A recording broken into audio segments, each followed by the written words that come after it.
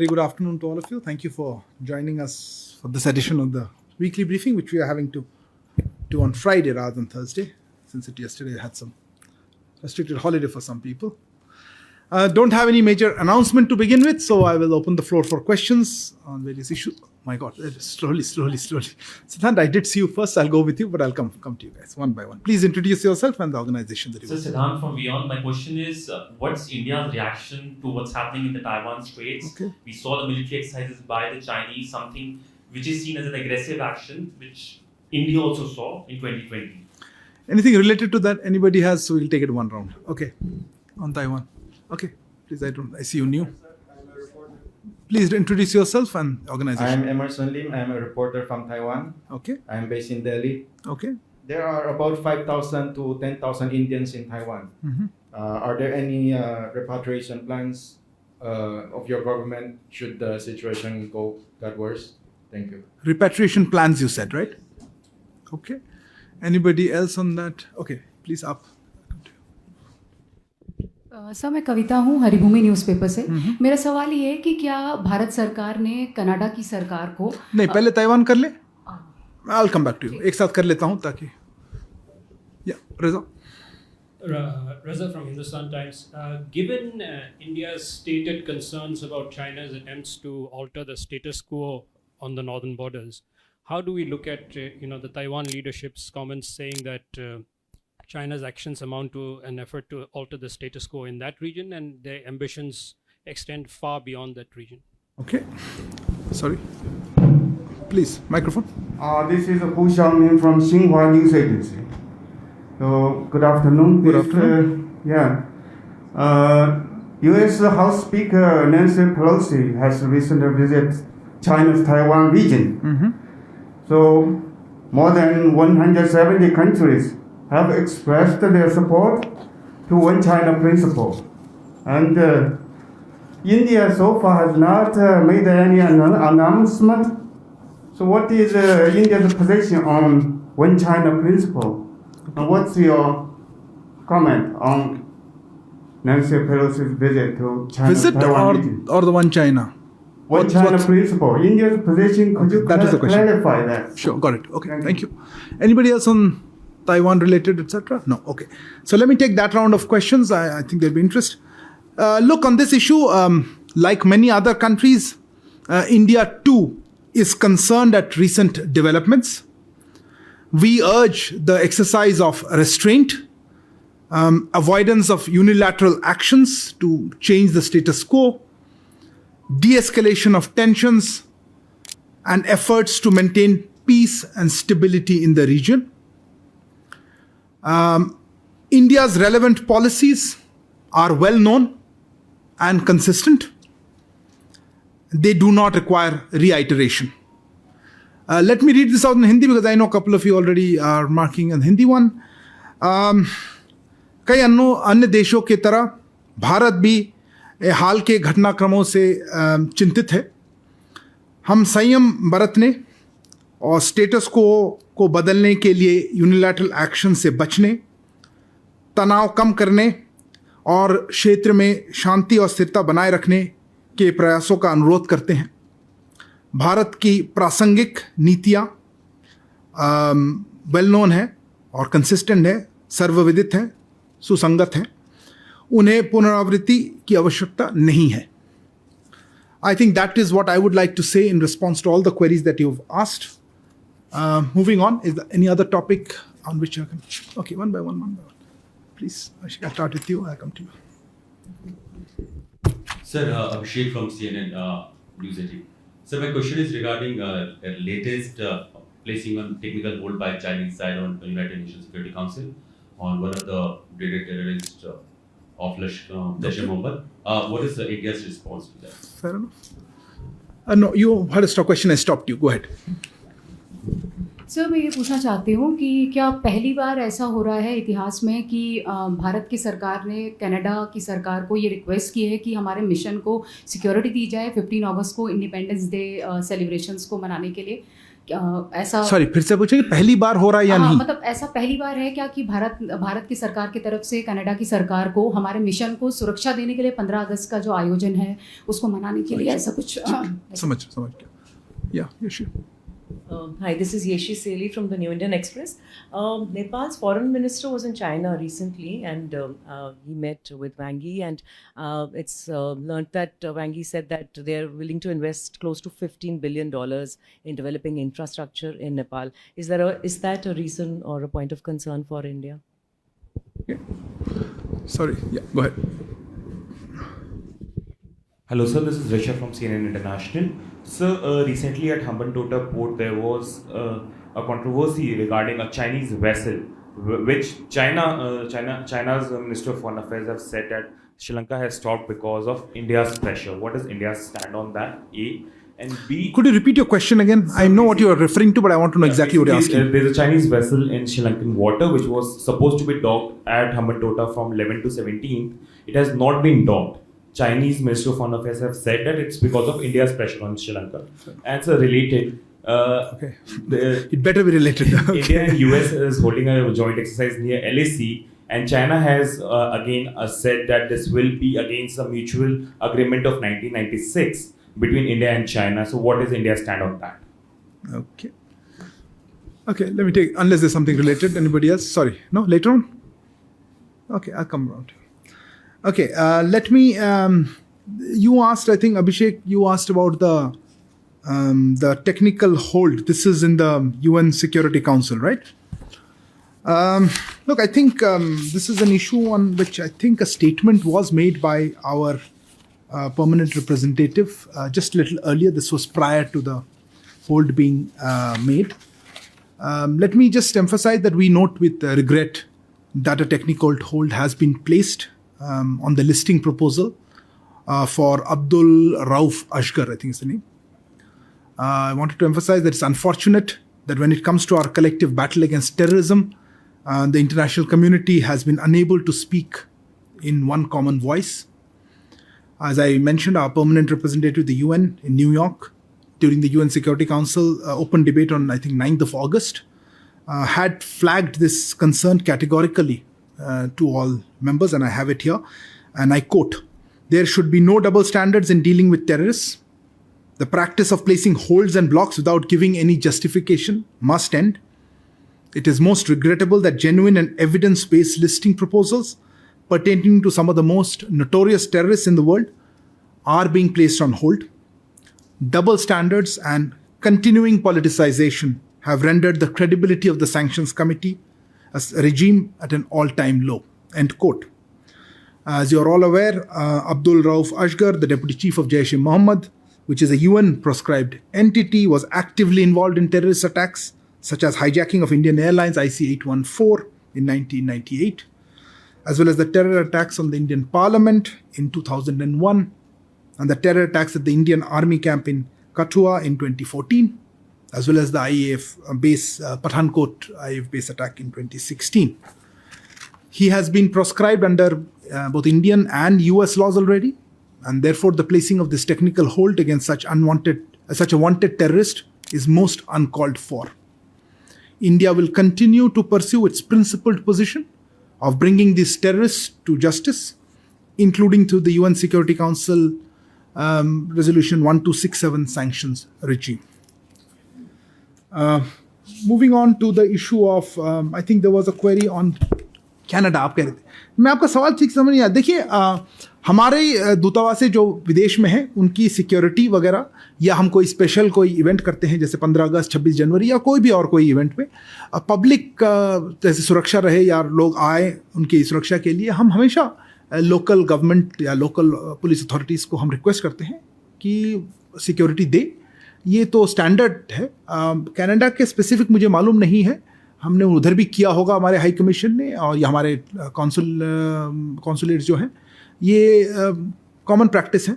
और सिक्योरिटी हम हमेशा मानते हैं कि होस्ट गवर्नमेंट प्रोवाइड करे, और हम उनसे कांटेक्ट में रहते हैं ताकि कोई भी ऐसे पब्लिक इवेंट या अदरवाइज ऑल्सो नॉर्मल हमारी जो कार्यक्रम में भी कुछ, ताकि वहाँ पे सुरक्षा बनी रहे हमारे दूतावासों की, हमारे जो वहाँ पे काम कर रहे हैं उनके सारे एम्बेसी ऑफिशियल्स के लिए. Rishabh, your question was regarding this vessel that has somewhere in. Look, let me put it to you this. Also, I wanted to get a sense. We have seen certain comments. I wasn't sure what exactly you had. You wanted to know whether this was raised or not raised. Look, without getting into that, I've seen general comments about it. That India has been, India should be doing this, or Sri Lanka has been pressured. Let me categorically say we reject the insinuations in such statements about India. Sri Lanka is a sovereign country and makes its own independent decisions. Insofar as India-Sri Lanka relations are concerned, you are aware, we've been talking about it, the centrality of Sri Lanka in our neighborhood first policy. This year itself, India has extended an unprecedented support of US $3.8 billion for ameliorating the serious economic situation facing the people of Sri Lanka. India is also fully supportive of Sri Lanka's democracy, stability, and economic recovery.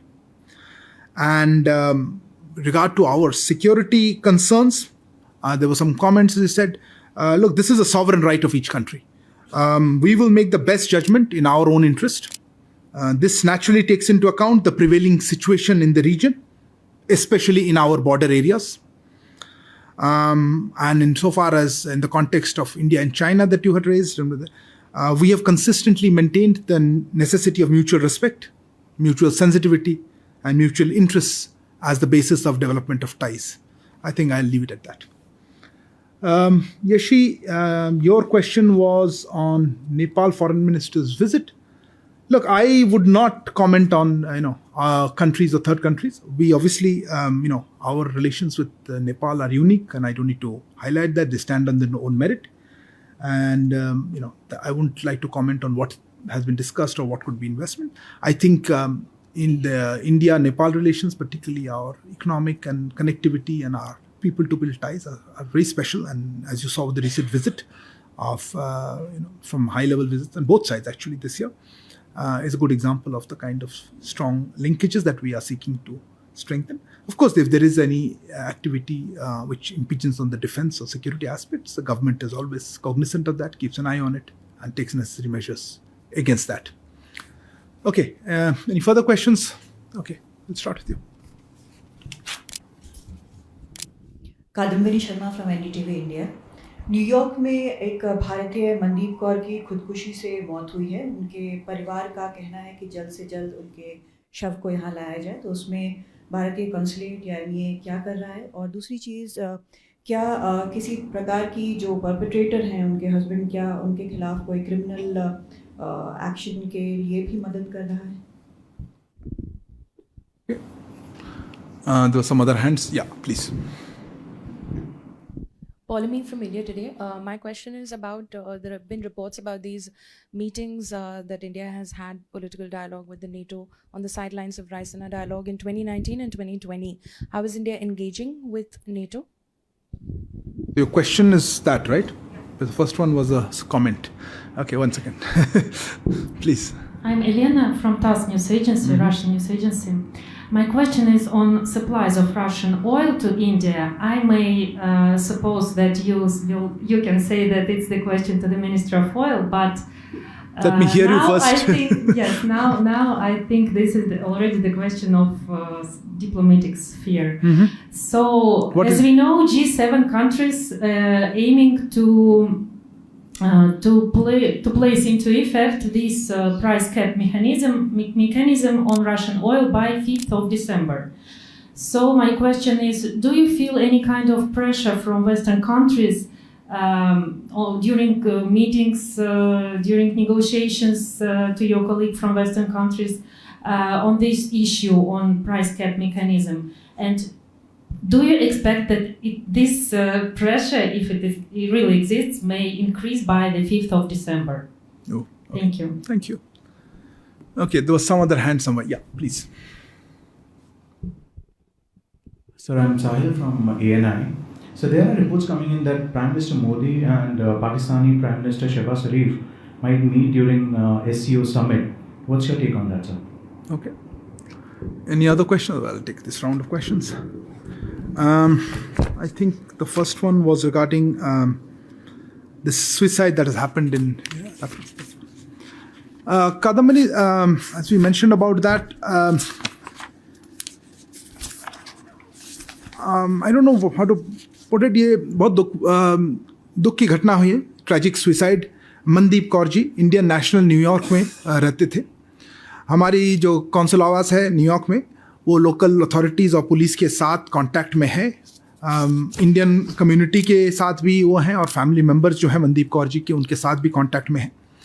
हमारी embassy Washington DC में जो है, वो उन्होंने भी ये case वहाँ के जो यूएस फेडरल गवर्नमेंट के अथॉरिटीज़ हैं उनके साथ भी कांटेक्ट में है, उनके साथ भी डिस्कस कर रहे हैं। एंड उन्होंने हमें आश्वासन दिया है यूएस अथॉरिटीज़ ने कि जो भी अप्रोप्रिएट एक्शन उनके लॉज के तहत है वो लिया जाएगा। हमारी एम्बेसी और हमारी कॉन्सुलेट न्यूयॉर्क में ये हमारे जो एफर्ट्स हैं उसको लगातार करते रहेंगे, ताकि इसमें एक थरो इन्वेस्टिगेशन हो और पता चले कि क्या क्या हुआ है इसमें, और जो नेसेसरी सहायता है फैमिली मेम्बर्स को वो भी देते रहेंगे। वो क्लोज कांटेक्ट में है इंडिया में जो फैमिली है, और वहाँ पे भी हमारी एम्बेसी उनसे संपर्क में है। Palomi, on the issue of you asked about NATO, right? As I said, you made some comments. I'm not going to get into that. Let me just say that India and NATO have kept in touch in Brussels at different levels for quite some time now. This is part of our contacts with various stakeholders on global issues of mutual interest. Sahil, I'll come to you in a second. Sahil, आपका प्रश्न था. Yeah, look, on this one, you are speculating very much. I don't think we have announced the visit either of Prime Minister yet, or any possible meetings or other things that he would may be doing at that point. Such high-level visits are announced at the appropriate time, and I certainly don't have anything to share with you at this point. On the issue of oil, Eliana, look, I won't pass you to the Ministry of Oil, Petroleum and Natural Gas. That I will on technical details if you want to know, or exact discussions. Let me emphasize two things that we have been saying, nothing new. Our decisions on what we do regarding purchase of oil or other things related to that will be guided by our energy security requirements. Our perspective will be guided by energy security. So that we have been saying, and we'll continue to follow that and pursue that. Insofar as any price cap proposal is there, I'm not aware of it. I know there were some discussions generally about it. I've seen some reports on it. But as I think Foreign Secretary or External Affairs Minister, one of occasions the Foreign Secretary himself said, there's no question of any pressure on such issues. And I certainly would not be able to agree on that idea that there is pressure on this such issues. On the specific element of price cap, there are technical discussions. I don't know. That I would refer you to the Petroleum Ministry part. But as I said, I'm not aware of any particular proposal or specific proposal that has been, at least to the Ministry of External Affairs. So I wouldn't like to speculate on, hence the pressure increasing or reducing, etc. Okay, if there are no further there are some questions. Okay, Stranger, go ahead. Sir, there's always already been talk of this Chinese ship in Hambantota. At the same time, we are hearing that perhaps on the 15th of August, the Indian government will hand over a Dornier maritime surveillance aircraft to Sri Lanka. I'm told the MEA is also in this. So could you tell us a little about it, please? Sorry, didn't get the chance. How is it linked to the first one? No. First part of it was related to a ship, you said. Yeah. So at this time, while on the ship, okay. General. Okay, fair enough. Noted. Okay. Any other query? At, I got it. The handing over. Yeah, please. So Sandhya, so quick question around the FTA with Taiwan. Any update you would like to share? Thanks. Okay.